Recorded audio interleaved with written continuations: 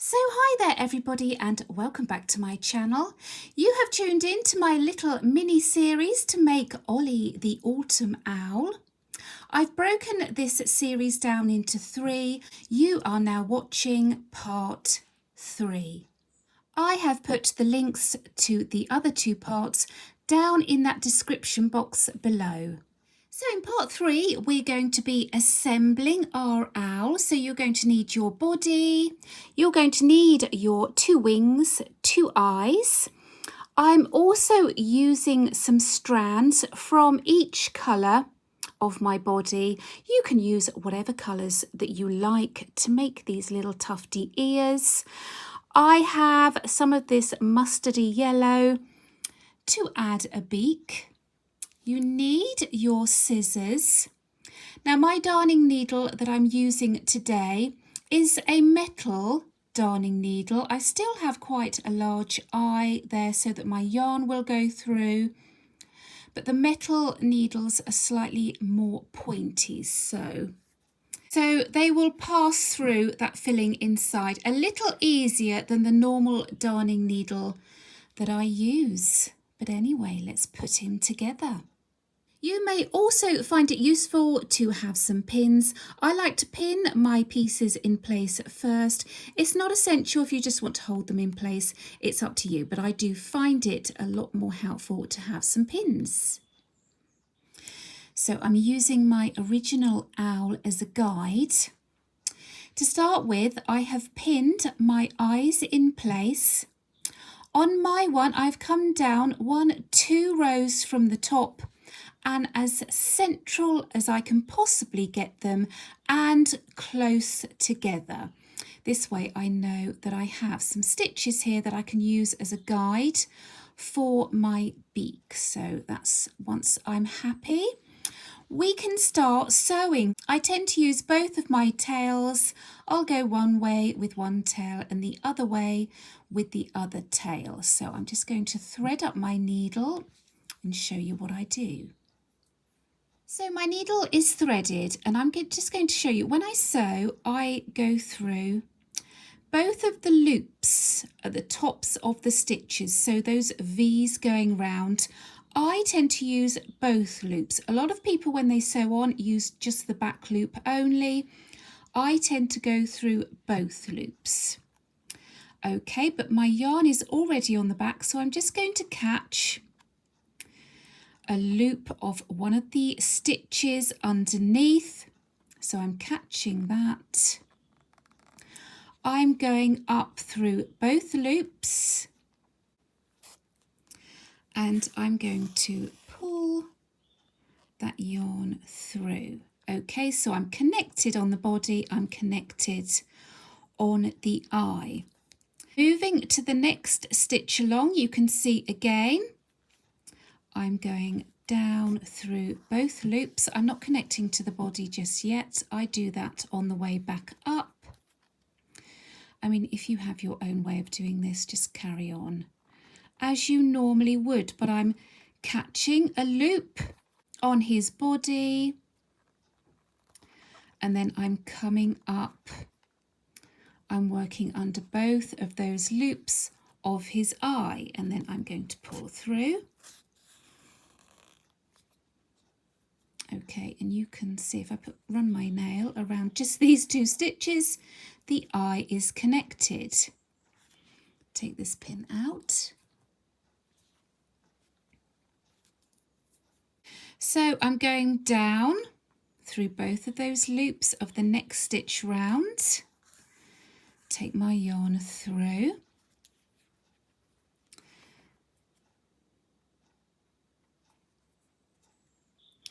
Underneath, I'm catching a loop.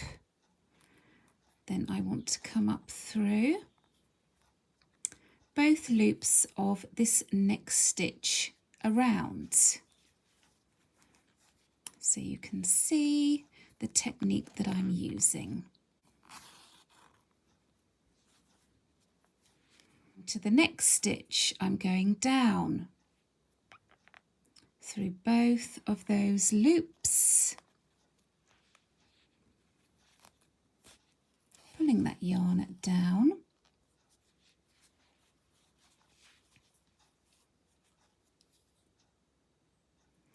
So I've caught another loop of his body.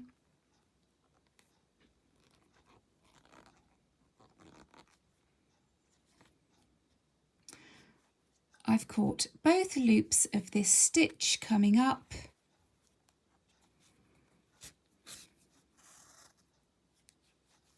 Okay, again, if I run my nail round there, you can see that the eye is nicely connected. So I'm taking that pin out. Then what I'm going to do, because I'm going to go up here with this tail end, going down both loops again. What I'm going to do now is I'm just going to push my needle and I'm going to aim to come out on the back. So I'm going to choose like a definite hole in the stitches.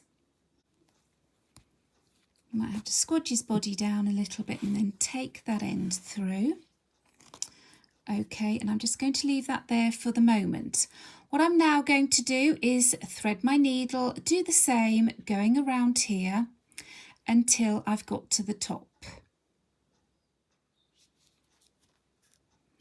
So I've used the same technique and I am happy that that's secure. I've gone to the top. I'm going to go through that top stitch again. I'm going to carry on through. Now I want to come out in the same hole. So this is quite difficult on camera. I'll just make sure that he is coming out in the same hole he is. Okay, and then you want to pull your yarn through, and then I'm just going to knot these two ends together on the back. Okay, twice should do it. Then I'm going to put the needle back in that same hole and just come up somewhere else. Pull that yarn through quite tightly, and then the end will disappear back inside here. So I'm going to do that with the other end. Going back into the same hole, you will notice my knot has already disappeared back into the body. Just go down into that body, anywhere will do. Pull through and then pull tighter on that yarn. Snip off, and then that end disappears. And as you can see, the knot has disappeared as well. By pulling tight, I just sort of manipulate my stitches a little bit and that knot will disappear. So as you can see, we have one eye in place. I'm going to do exactly the same with the second eye, and then we'll be ready for his wings. So now our owl can see he's got two eyes. I'm going to use the same technique with his wings. I'm going to sew all around mine, but I did think you could just sew around the top and then his wings would flap. So that's entirely up to you. I'm going to use one tail to sew down one side, the other tail to sew up the other side. And then especially once I've sewn one on, I'm just going to keep watching. I want my wings to end in the same place, begin in the same place. So I tend to use his lines here of the stitches as a guide. I've gone up 2 rows, that's where they're both starting. And then if you take note of where they're finishing here, obviously, you know, each person's tension is different, so your wings may be a slightly different size. But I like, as I'm sewing the second wing on, just to make sure that they're lining up. You may need to sort of tug that one down a bit if it's going slightly awry. So again, you're just going to be catching a stitch from the body and then coming up under those 2 loops for each stitch, going around. So it's the same technique. I will show you what I do at the end.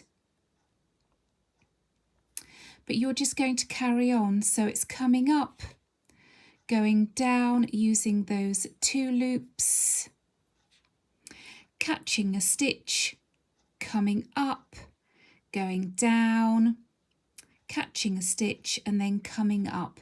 Exactly the same as the eyes. So I'll let you sew on his wings, then we'll add his little tufts here.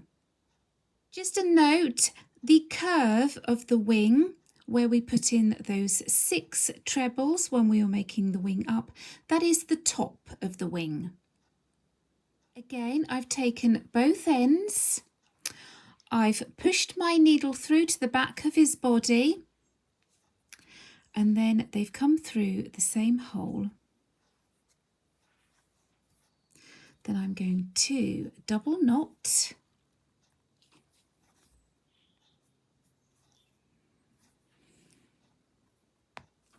then going through that same hole, I'm just going to thread my needle so it comes up somewhere else in his body. And you can see that first tug takes the knot in.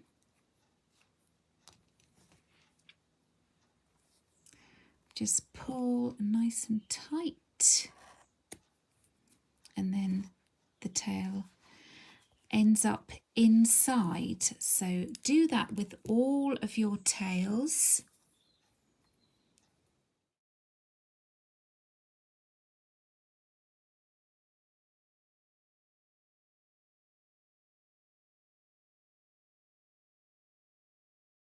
Now he's got his 2 wings.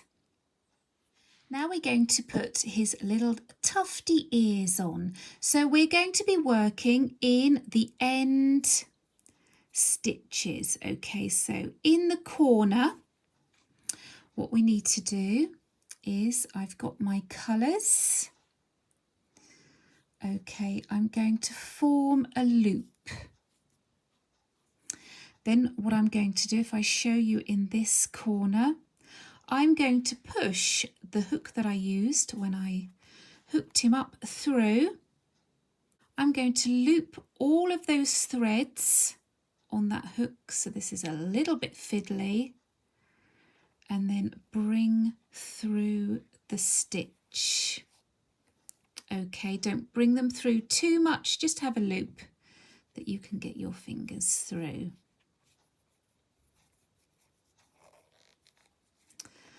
Okay, so I'm going to go with my fingers and that tail end that we left, bring all the way through that loop,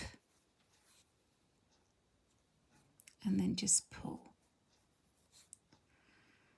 Okay, and then you can snip whatever length you like. I like mine to be quite short. So about there.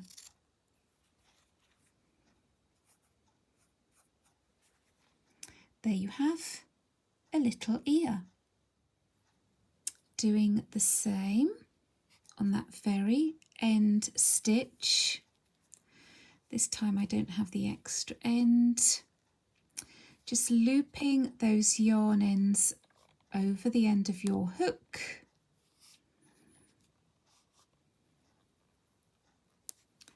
Just gently pull through, pull up a loop. I'm going to go through, grab all of those bits of yarn, and then just pull down. Okay, so I want him to have equal ears.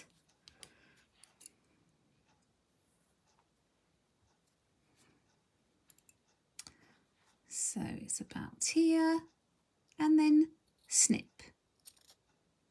And there he has 2 tufty ears.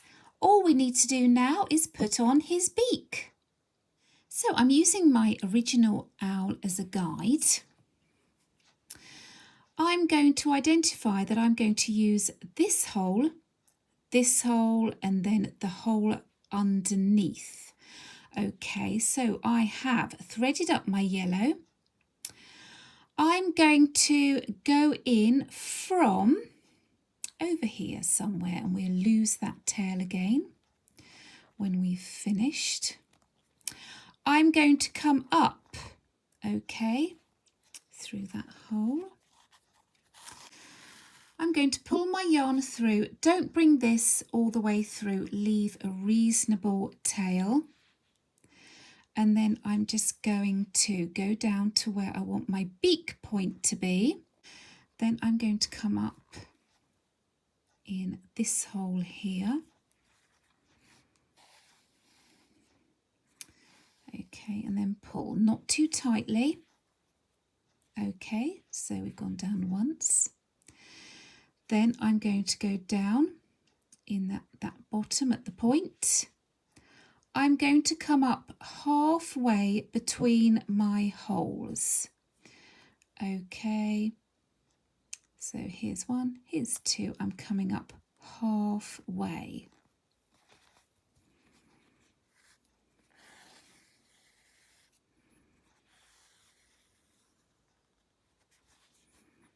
So we've got two halves. Then I want to go back down for my final pass through, and then I'm going to finish out on the back.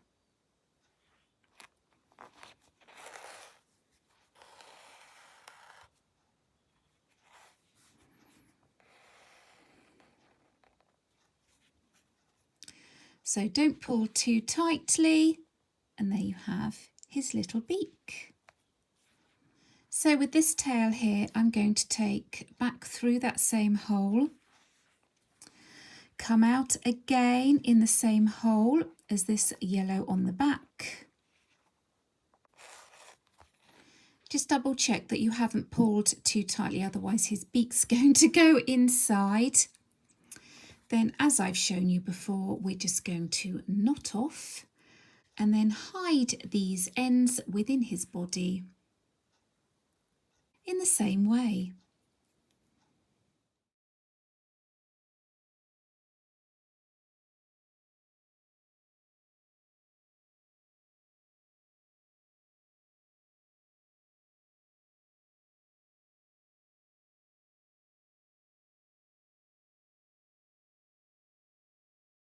So there you have your finished owl. So we've sewn on all of his little bits there. He looks fabulous, doesn't he, with his tufty ears, his little beak, and he should sit up just nicely.